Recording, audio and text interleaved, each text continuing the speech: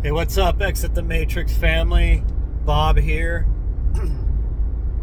Hope you guys are having a good morning, good evening, good day, whenever you see this. I kind of wanted just to talk a little bit about economics today. As you know, your fiat currency dollar is devaluing faster than ever right now, and there's many reasons for that. However, I would honestly say you just got to look at the whole structure of this currency that we're in right now. It's a debt-based currency. It's controlled by foreign central banking cartels, by foreign banking families that have been running this Babylonian money system for thousands of years. You can take it all the way back to the Canaanites, the Phoenicians. It's always been a way to control populations. What better way to control a population than through debt slavery? The only difference was, mostly in the past, most currencies were at least backed by the gold, or gold and silver, by real assets, by the production of a country. But now, most currencies aren't even backed by those. Now the currency, it's just literally a Ponzi scheme. Most Americans don't even realize that the income tax they pay is not going towards operating the country, towards operating the government, towards social programs and such. Not even towards the military spending. No. Your income tax is basically just paying interest on that fake debt-based currency that you call money that they print.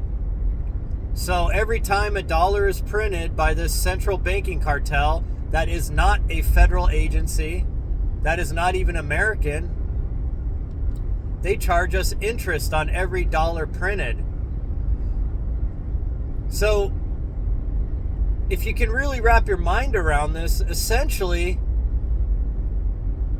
the U.S. debt can never be paid off. It's mathematically impossible to pay it off. As that interest compounds over all these years since the Federal Reserve was established, the dollar has devalued to the point now where it's worth less than 95% of what it originally was. And supposedly the whole reason for the Federal Reserve was to retain the value of the dollar, was to protect it. It has done the exact opposite, and that's quite obvious, because when a country doesn't even issue its own currency, when it's done by a foreign central bank, that country is in debt from day one, which in turn makes its citizens in debt from day one. From the day you come out your mother through the female portal into this realm, they stamp the foot of your soul on your birth certificate. They issue a social security number. Well, there's a symbolic reason why they get the sole of your foot as you enter Earth realm, essentially as your foot touches the Earth plane. Because in their minds, in their sick, twisted legalities, law of maritime law, they consider they own your soul at that point. Get it? Sole of your foot, your soul. Yeah, these people are sick, twisted demons, right? Yes, they are. Well, that Social Security number that you are issued when you're born, and of course I'm speaking of America here, but I'm sure essentially this is the same worldwide in every other country, or some type of similar magic, black magic being woven into the wording of your legal system. From the day that you were given that Social Security number, you are now a collateral on that debt to that central banking cartel. Not to the United States, to that central banking cartel, folks. You are a collateral on that debt, on that percentage charged for every dollar printed.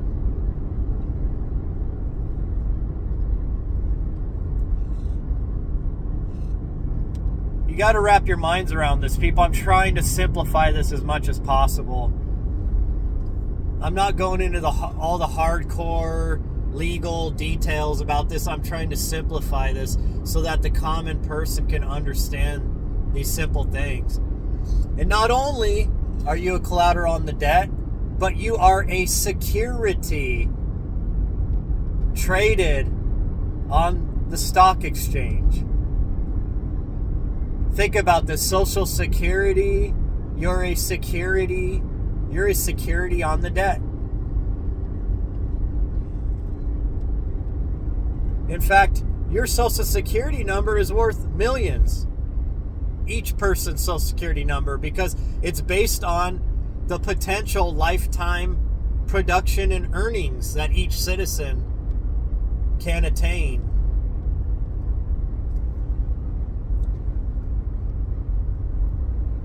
So I want you all to remember this. I know we're pretty much over tax time. I actually haven't done my taxes yet.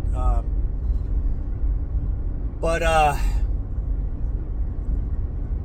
just understand this. Those of you that think you're getting, I got my tax return, yee-hee, woohoo! Let's go buy a brand new TV. Let's start ordering a bunch of crap on Amazon. It's going to be amazing. Let's burn up that child tax credit, whatever they tacked on there. Because in your mind, you're thinking, hey, I got like money from nowhere. No, dummy. They taxed the shit out of you all year, handed it over to the Rothschilds, and you just got a pittance back. If you hadn't been taxed all that income tax to begin with, your checks would be a lot larger, and you would maybe possibly be able to weather this inflation storm that we're all being challenged with, which they also created. They purposely are devaluing your money. They are purposely stealing your energy. Because as I've spoken before, money is simply a placeholder for energy. It's currency. It's the current of the energy. The monetary system is an energy current. And the way the law of the universe is that when you invest your energy, the universe actually pays you back at least triple-fold, sometimes more, depending on how good the energy was that you invested, how positive it was. Now, these people have inverted the law of the universe, and that's why you know they are demonic scum. They inverted it the opposite way, so that the energy, your hard work, your time, your focus, your creativity, your conscious energy that you invest into earning that currency and reinvesting it back into the world like it's supposed to be. Currency needs to flow, just like in electrical lines, AC, DC current. It needs to flow. Well, as you're giving them your energy, they steal most of your energy and they give you hardly anything back. And the longer you hold on to that currency, the weaker and the less it's worth. So these people are absolute vampiric demons. You've got to understand this, people.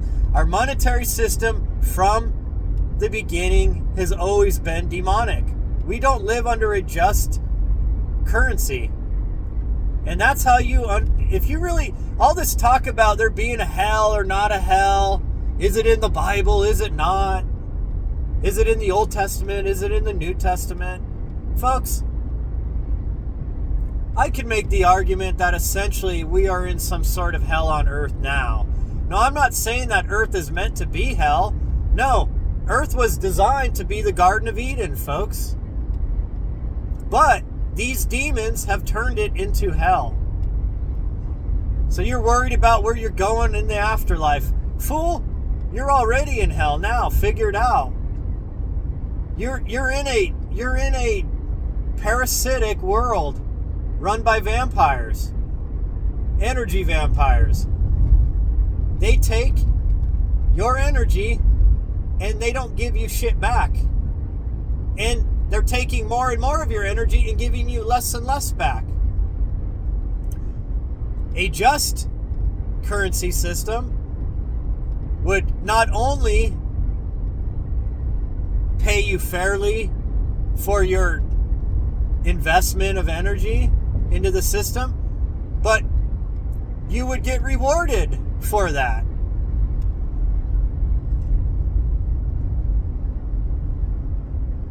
Are you starting to figure this out, people? And you start wondering why all this crazy stuff's happening right now. You know, a lot of this is because their Ponzi scheme is collapsing. They have pushed this debt monetary system to the brink. And this is worldwide, because you got to understand that the US, Europe, Asia, Africa, all these continents, the Middle East, all these countries are tied into these same central banks. Most of your wars are fought over not only stealing resources from other countries, from weaker countries, but countries that try to back out of this debt currency and issue their own fair currency to their peoples get destroyed, and those leaders get taken away, if you get my drift. Just ask old demon Hildebeest herself. We came, we saw, he died. Yes, these people are demons. The only way that they can control the world is through controlling the currency, the energy on Earth. Just like in the far past, they tried to control the energy on Earth through building pyramids on the ley lines, the energy grids. There's a grid matrix built around this Earth. It's part of the way the simulation works. And the ancients understood that if you built pyramids, for some reason that pyramid shape, it amplifies, conducts that electricity, natural electricity in the Earth. And by building those pyramids on ley lines at certain points around the Earth and then lining them up with the stars, you built a worldwide energy grid, a currency system. They had, in the far ancient past, the Atlanteans, they had electricity, folks. We were more highly advanced than we are now. All you got to do is go look at the ancient megalithic sites. And no, I'm not talking about the bullshit that they try to, that these government-paid archaeologists and these peer-reviewed archaeologists try to tell you that, the Incans built, Machu Picchu and this and that. Bullshit. The Incans say they did not build those. The gods built those structures. In fact, it is quite obvious to the basic layman that looks at those structures. You can see the perfectly formed blocks, the foundations of those megalithic structures are massive and perfectly engineered. And on top of that, you can see the Incans' sad attempt at reclaiming and rebuilding those same structures. This is worldwide, folks. Same with Egypt. The most megalithic, the most technologically marveled buildings in Egypt go back over 10,000 years. And they were not built by the pharaohs. That was all pre-pharaonic times. And they say it was the gods that built those. Think of Baalbek. They always say that, oh, the Greeks built Baalbek. Bullshit. They built, or the Romans, sorry. They built on top of those, gargantuan, megalithic foundation stones. They built on top of that. They did not do that. They were there already. Folks, part of the lie of this world is telling us that we're at the height of technology right now. That is BS. We were far more advanced in the past. We were more spiritually connected also. In the Yuga cycles, the rings of this realm, we go through dark cycles and light cycles, just like the Earth does. This is essentially like a clock timepiece. The Earth is designed that way. We just like the constellations are tied in with the months and tied in with when you're born and all that. The stars, they're portals. They're energy portals. Everything on this realm is designed. It's a structure. Well, after the fall of Atlantis, we went around the circle, the Yuga cycles, and we went into darker times. And we're coming out of those darker times, and that's why we've re-emerged and rediscovered these ancient technologies, and we are starting to get back to that level that Atlantis was at. However, we're also doing a lot of the same evil shit that Atlantis was doing. Like the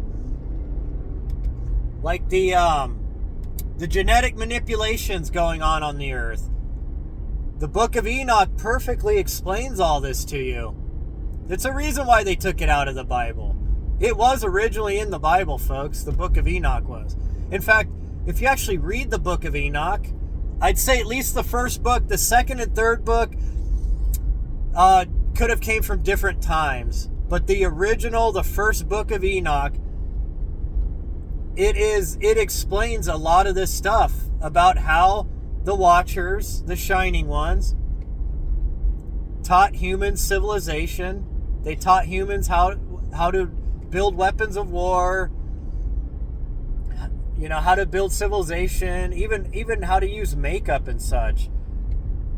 They taught humans all this. And they were genetically manipulating. The human race itself is a hybrid race. It states so in Genesis, in the Sumerian cuneiform. Well, they were corrupting the whole land, the animals, the plants, everything was being corrupted. What do you think we're doing now? The same exact thing with GMOs, with cloning, with certain sprays in the sky, with certain mixtures put in people's bodies. We are doing it all again. We are following in the footsteps of Atlantis. It's interesting to note that the Freemasons and the Knights of Templar believed America was the new Atlantis. See, people, the people in the know that Atlantis was real. And they know why Atlantis was destroyed, or how it destroyed itself, essentially. And they understand that we are conscious energy here having a human experience in this realm. Well, a lot of these beings, they have so fallen deep into this realm that they don't want to go back to their home where we come from, back to the light, back to the other realm where there's pure manifestation, where there's the presence of the creator of all, the source energy. They've been away from the light for so long, they're just dark, demonic, vampiric demons now. And their sole purpose is to try to keep control of this realm and to keep destroying this realm and sucking up all the energy out of this realm. And they use us as cattle, and they understand how it works and what we are. To them, we are batteries. So folks, I know I strayed a little bit there at the end, but you got to understand the bigger picture. I'm trying to tie the bigger stuff together. Just understand that your money is debt slavery. And some of you may say, oh, hey, I got a house. I got some nice cars. I'm living good. I got a 401k built up. I've got hopefully you got some silver and gold if you've got that kind of money sitting around. Trust me, I wish I could own more silver. Can't afford gold, unfortunately. But those of you that can, I would do it if I were you right now. Because this Ponzi scheme is done. It is on its last legs.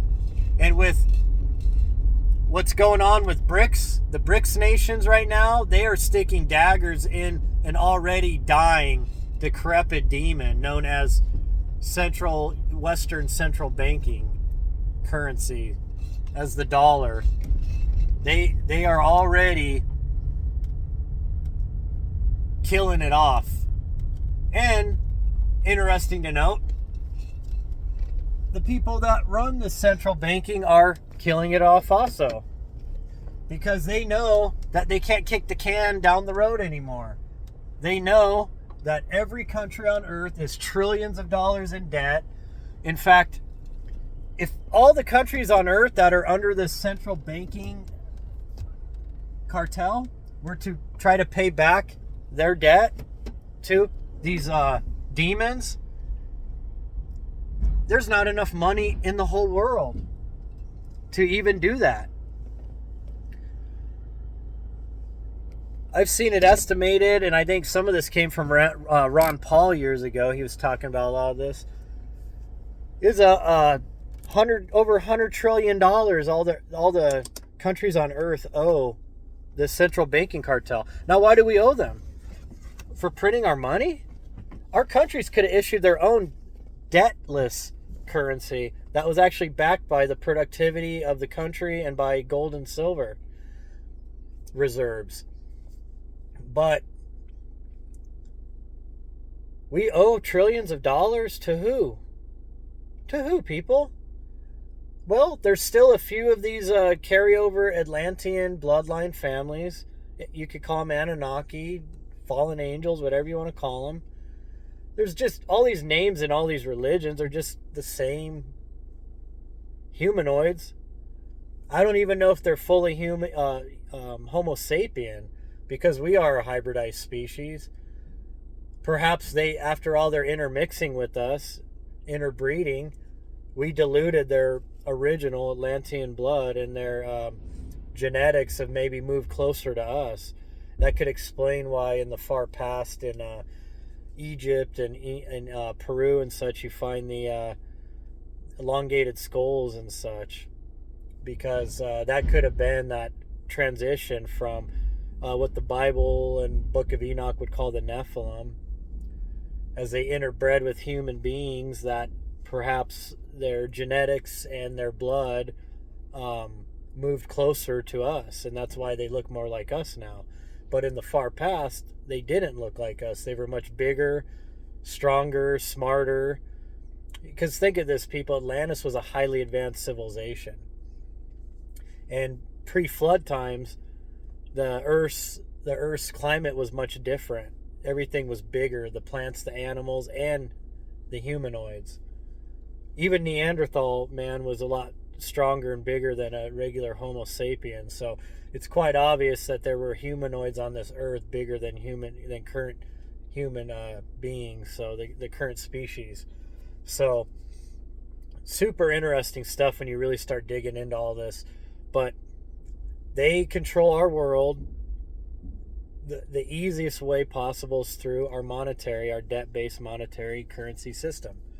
It is the easiest way to control a nation, because when you control the currency, you control the people, you control the governments, and people have to survive, right? Yeah, well, here we're all just regular people. We just want to raise our children. We just want to,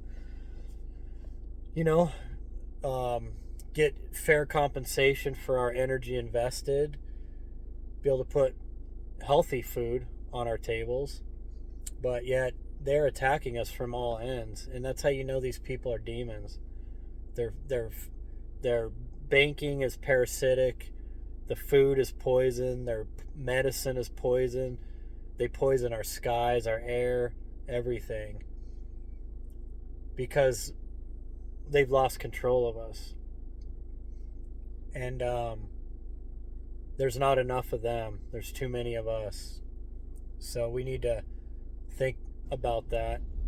And we need to smarten up, folks, and demand our countries do a jubilee, reset debt to zero, because we don't owe nobody anything. It's bullshit.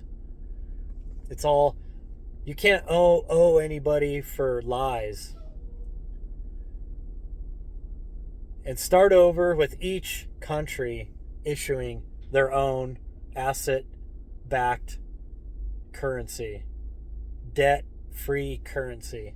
That is the only way we can have a fair, just monetary system and cap interest rates.